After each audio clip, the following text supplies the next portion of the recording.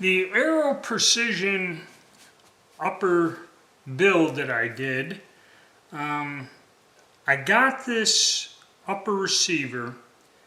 It was assembled, okay, without the sight, but everything else came. Forward assist, door cover, hand guards, front sight, and muzzle brake.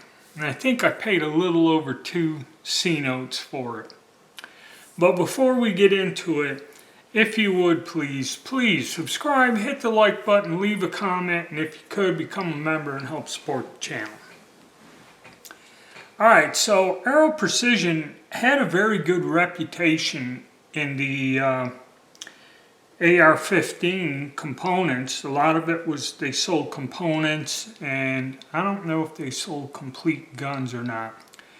But it was a very reputable company and, halfway decent quality and had a good reputation. And when I posted this first video discussing this upper, I had a lot of negative comments come in. People, oh, the quality's bad, the company's crap, and all this other stuff. And, well, I finally took it out.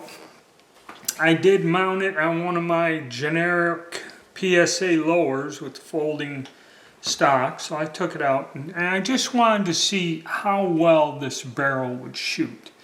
So what the build composed of, just a generic charging handle, and this bolt carrier was one that I got from PSA that was a military overrun. It's got a phosphate finish, but it has a chrome line carrier. The little area inside there where the bolt rides is chrome lined, which I like those. I found those to be pretty much okay, but this was under a C-note. It was about 70 units. But so far so good, and I kind of like it better even for a little bit more money than the Bear Creek Arsenal ones, but we will see over time how it goes. So let's look at what we got here. Now, other than this rear sight, which I had lying around, again, another Chinese product, but it's an A2 style sight.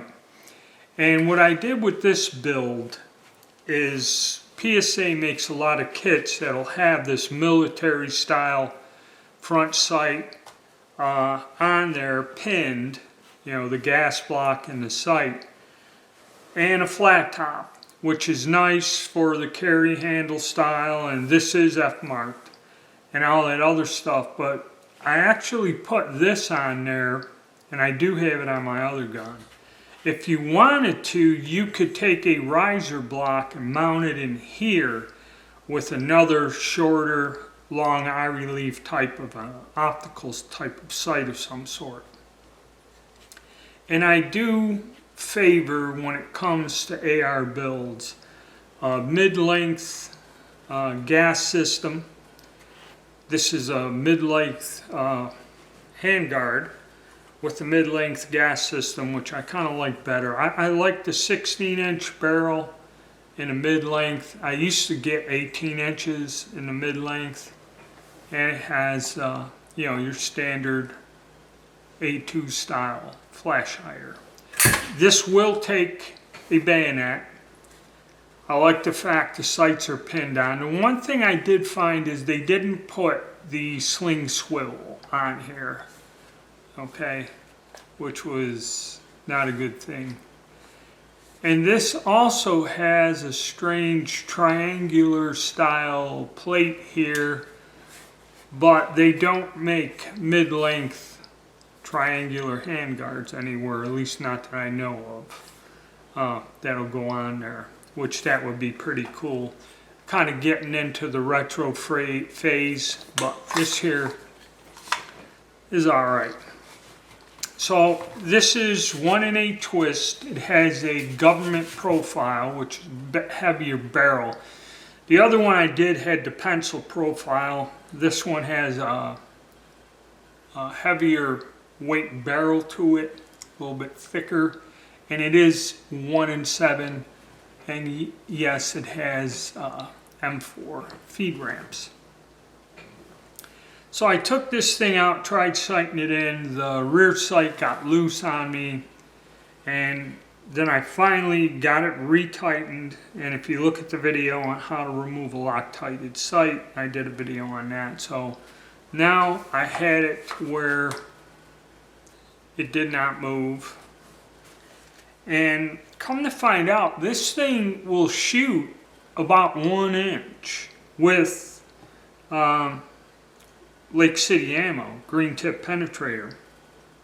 So this barrel is very accurate. Now the MSRP was like 4 C notes and some change, and I got it half off on a sale for 2 C notes and some change, you know, at 50% discount. But I don't regret getting it, and a lot of people did distract and say, oh, well, the quality isn't there and this and that. But there's been, for the assembly that I bought, which is, you know, the upper minus the rear sight that I'm covering with my hand, it's not a bad deal.